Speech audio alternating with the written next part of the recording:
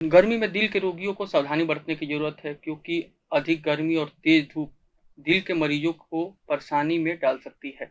Doctors बताते हैं कि अगर आप पुराने दिल के रोगी हैं, तो इस गर्मी में अगर ज़रूरत ना हो तो घर से बाहर ना ही निकले तो ज़्यादा बेटर है। खास करके युवाओं में हृदय रोग की समस्या क्यों बढ़ रही हैं, इसको देखते हुए प्रभात खबर की ओर से आज हृदय रोग पे एक परिचर्चा कार्यक्रम का आयोजन किया गया है, जिसमें इंदिरा गांधी हृदय रोग संस्थान के असिस्टेंट डिप्टी डायरेक्टर और हृदय रोग विशेषज्ञ डॉक्टर कमलेश कुमार आज हमारे स्टूडियो में मौजूद हैं। सर, आज हम हमारे स्टूडियो में आपका स्वागत है। नमस्कार, सर, हम धन्यवाद। लोग सवाल शुरू करते हैं कि सर, क्या ये गर्मी का मौसम है, लोगों के मन में एक मिथ्या है कि ज़्यादातर ठंडे के समय में ही कार्डियक अरेस्ट आता है, हृदय रोग की परेशानी होती है। तो क्या सर ये गर्मी में भी ऐसी समस्याएँ हो सकती हैं क्या? हाँ जी, बिल्कुल जो सीज़न का वेरिएशन है वो बॉडी को टॉलरेट करना पड़ता है, बॉडी को हीमोस्टेसिस मेंटेन करना पड़ता है। तो ठंड में जो वजह होता है वो एक दूसरा वजह होता है, जो गर्मियों में एक वजह होता है, वो एक दूसरा वजह होता है जिसकी वजह से जो हार्ट अटैक की संभावनाएँ हैं और पिछले कुछ वर्षों में जो विगत वर्षों में कुछ जो स्टडी पाया गया है, उस स्टडी में भी पाया गया है कि जो हार्ट अटैक की जो समस्या है, वो 166% से 200% की में गर्मी की वजह से उसमें इज़ाफ़ा आता है। तो बेशक इसमें मैं युवाओं को चाहे जो बुज़ुर्ग हैं उन लोगों को कहना चाहूँगा कि बहुत आवश्यक हो तभी इस कड़ी धूप में जाएँ, अन्यथा धूप में जाने से बचें। और सिर्फ़ धूप में जो है कि नॉट ओनली कि ये हीट स्ट्रोक है जो कल्प्रिट है, इसके साथ-साथ अपन देखते हैं कि जो सीज़नल वेरिएशन जो हीट स्ट्रोक है, उसके साथ-साथ कुछ एयर पॉल्यूटेंट्स भी अपने एनवायरनमेंट में उनका भी इज़ाफ़ा हो जाता है। तो ऐसे एयर पॉल्यूटेंट जिनका जो स्तर है 2.5 से अगर ये कम होते हैं, they are more in association with heat waves, they are more damaging to the heart. और चूँकि वी नो कि आप धूप में जा रहे हैं तो वो गर्मी है तो उसकी वजह से डिहाइड्रेशन होगा, उस डिहाइड्रेशन से जो है कि अ, जो खून है वो थोड़ा मोटा भी हो जाएगा और उसी हार्ट के ऊपर थोड़ा ज़्यादा स्ट्रेस पड़ेगा क्योंकि उस हार्ट को और ज़्यादा पंप करना पड़ेगा to cool off the blood.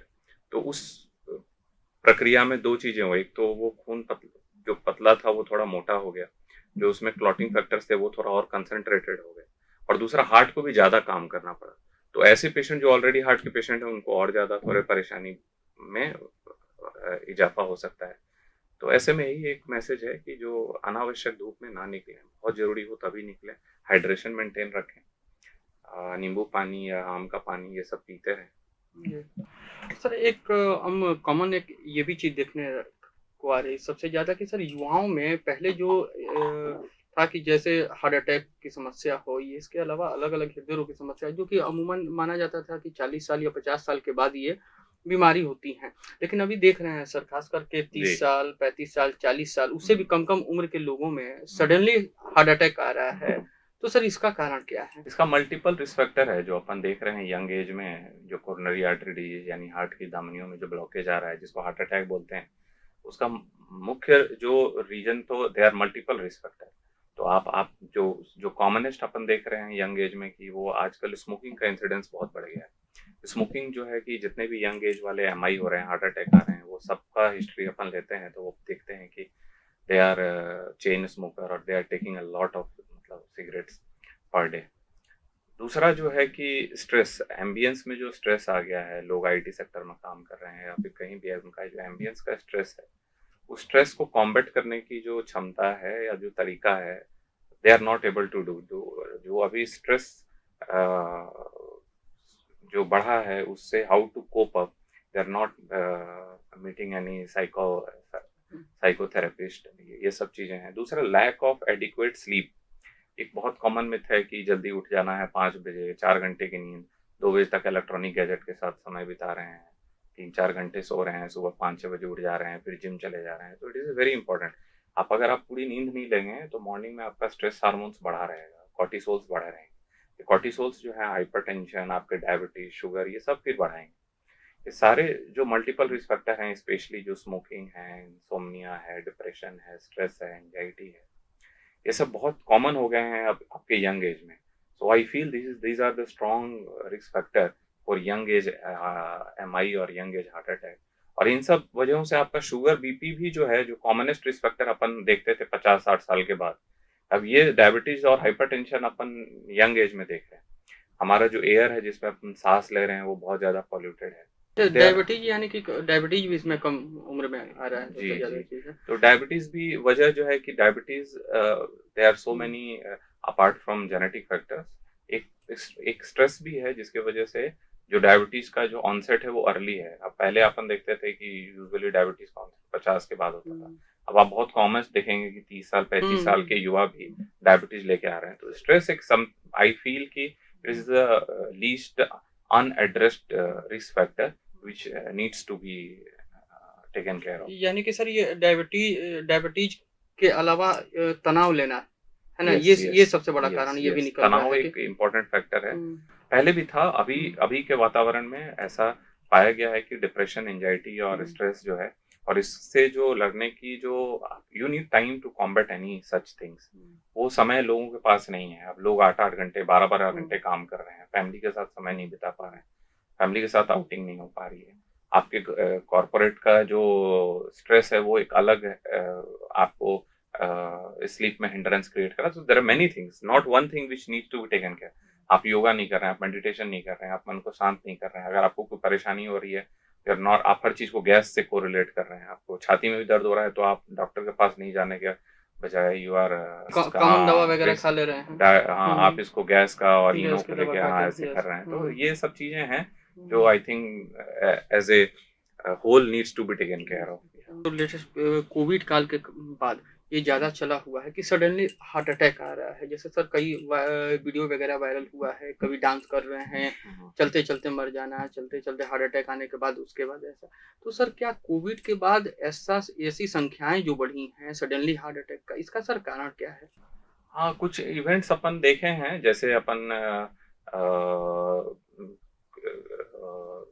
चलते चलते जो आप बता रहे हैं कि हो जाना, इसमें बहुत ध्यान रखने की बात है। किसी को भी अचानक से सांस फूलने में, सांस लेने में तकलीफ हो या छाती में दर्द हो, तो उसको बहुत ज्यादा आप देखे होंगे कुछ कुछ मैं नाम नहीं लूंगा, लेकिन कुछ कुछ ऐसे वीडियोस आए हैं जिसमें आप जो है कि सेलिब्रिटीज का देखे हैं, तो उसमें you need to be little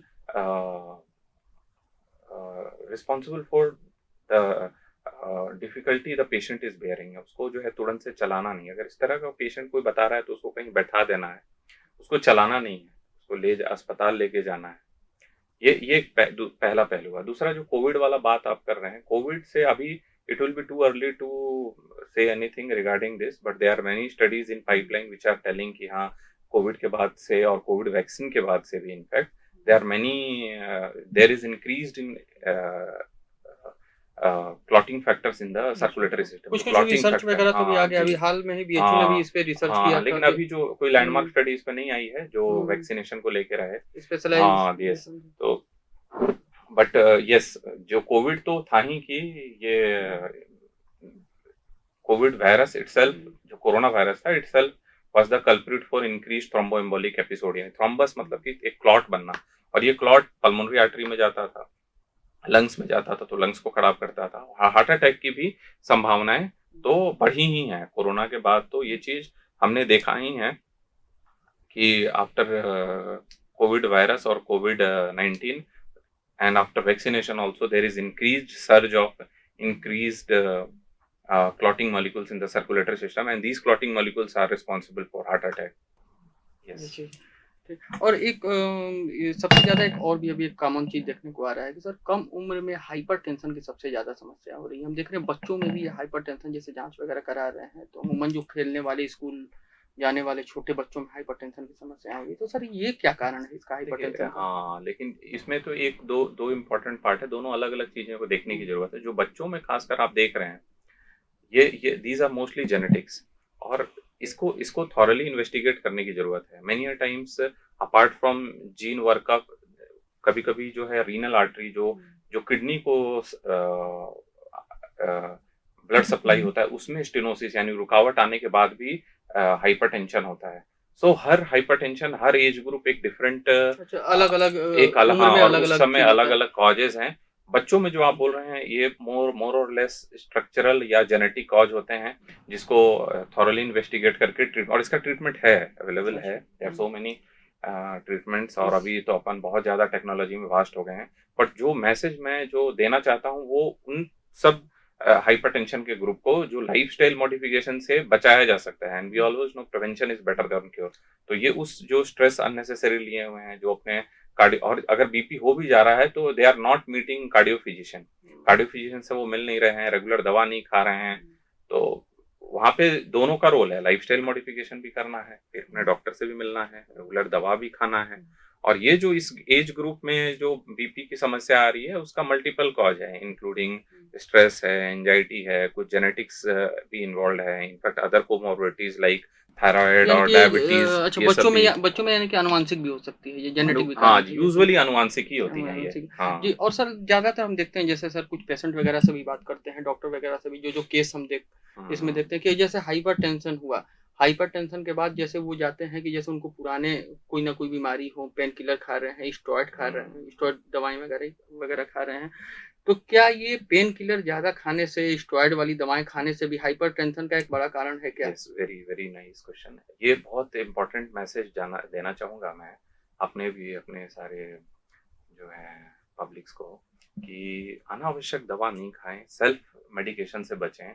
in fact many a times people go to unauthenticated ayurvedic shop, ayurvedic medicine और ayurvedic doctors, those are not ayurvedic doctors also, उनके पास जाके, और वो क्या करते हैं, आपको स्टेरॉइड का पर्चा दे देते हैं, घोल बना के दे देते हैं, और वो स्टेरॉइड से जो है कि वो खाने से देह फूल जाता है, कशिंग सिंड्रोम जिसको अपन बोलते हैं, उससे बीपी भी बढ़ता है।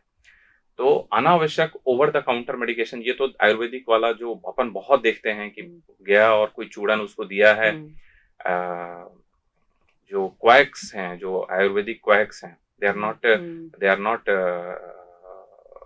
Certified hmm, doctors. पानी में घोल लिया, पी लिए हाँ, और चूड़ा में अपना घोल के, ये और वो बेसिकली दे आर स्टेरॉइड और they are hmm, causing all the problems. दूसरा जो है कि over the counter pain hmm, killers क्या हैं कि they somehow disturb the homeostasis of body, और उसके बाद जो प्रोस्टाग्लैंडिन्स वगैरह जो होते हैं उनका जो मिसमैच करने की वजह से दो जो बहुत कॉमन अपन प्रॉब्लम देखते हैं, वो हार्ट का, एक हार्ट अटैक का भी इंसिडेंस बढ़ता हुँ, है, दूसरा किडनी पे ये बहुत ही नेगेटिव असर छोड़ता है।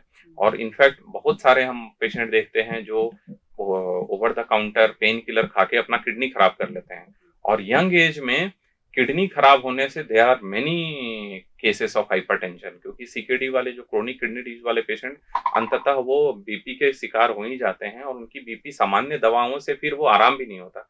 तो कभी भी अपना प्रॉब्लम हो तो डॉक्टर से सलाह हाँ, पहले दवा लेना, जो है वो उसके ओवर बाद ओवर द काउंटर ड्रग ना हुँ, लें, और हुँ, हमेशा ही अपने डॉक्टर से कंसल्ट करके हुँ, और स्पेशलिस्ट डॉक्टर से कंसल्ट करके ही उसका दवा खाएं। जी। दिल को दुरुस्त करे युवा, इसके हम्म। लिए आप क्या मैसेज देना जी, चाहते हैं? जी, इसमें तो मुझे लगता है, जो मैं आजकल युवाओं को देख रहा हूँ, कि पहले तो स्मोकिंग को एकदम क्विट करें। Hmm, smoking is very bad. Smoking क्या करता है कि वो जो हार्ट की जो धमनी होती है, उसमें वो कोलेस्ट्रॉल तो जमा करता ही है, साथ में कैल्शियम भी जमा करता है। हुँ, इस तरह में फिर जो है, इस तरह के हार्ट अटैक ज़्यादा डेंजरस होते हैं जो बाकी हार्ट अटैक अपन देखते हैं। तो smoking is a very bad habit. तो and it is not very easy also to quit smoking. So always take the help of de addiction centre, मिलना है, चाहे हुँ, उनके घर वाले हैं जो हुँ, सही में उनको हेल्प करना चाहते हैं।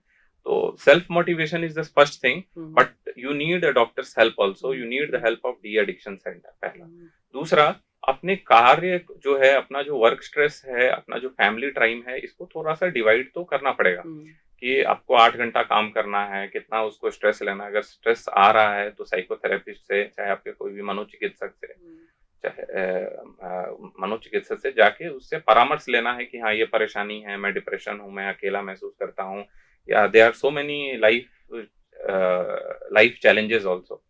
Many times all persons are not alike. Many times you need the help and assistance from others, you need the assistance of your doctors. So don't hesitate to meet your doctors, always consult your doctor, and don't be in hurry. और अगर कुछ heart का problem होता भी है, छाती में दर्द होता भी है या हफनी होता है, So don't always think that it is gas related. Always go to cardiologist or any nearby your physician and get an ECG done. Apart, night का sleep is very important, which I want to stress. रात में 8 घंटे की नींद लेना ही है। 5 घंटे की नींद में आपको दिन भर अगले दिन काम करना है। युवाओं में क्या है, वीकेंड्स मना रहे हैं, रात में 2 बजे 3 बजे तक पार्टी कर रहे हैं, फिर सुबह में 5-6 बजे तक जो है, 7 बजे तक जो है उठ भी जा रहे हैं। सो दैट क्रिएट्स, वो नेक्स्ट डे का पूरा जो है आपका सर्केडियन रिदम को वो डिस्टर्ब कर दिया है। वो आपके बॉडी में कॉर्टिसोल्स, और एक दिन का कॉर्टिसोल्स निकलना या एक दिन का जो, there are many plasminogen activator molecules, inhibitor molecules, there's those what they create a lot of damage to your circulatory system or the coronary arteries, and eventually it turn out to be a big heart attack. दिल को अगर दुरुस्त रखना है तो सबसे ज़्यादा पहले तो एक संकल्प लें कि स्मोकिंग पूरी तरह से छोड़ दें। इसके अलावा अगर चेस्ट पेन हो रहा है तो बिना किसी देर के कार्डियोलॉजिस्ट से मिले, ईसीजी कराएं और उसके बाद अपना ट्रीटमेंट चालू रखें। अभी आप सुन रहे थे आईजीआईसी के हृदय रोग विशेषज्ञ डॉक्टर कमलेश कुमार सर को। सर, आज हमारे स्टूडियो में आए, इसके लिए आपको बहुत बहुत धन्यवाद। धन्यवाद। प्रभातखबर.com, विश्वास वही, रफ्तार नहीं।